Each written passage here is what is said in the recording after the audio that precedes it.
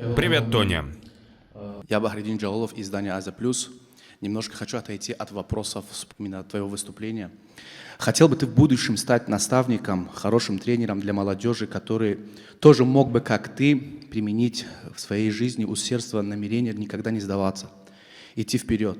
Если да, хотел бы ты расширить свои школы, чтобы они были по всему миру, в том числе в России и в Таджикистане? Абсолютно. Я думаю, что быть тренером — следующий шаг. Я думаю, что это всегда было довольно круто. Я люблю подбирать свою команду вручную. Как я был выбран в шоу The Ultimate Fighter. Мне пришлось это заслужить.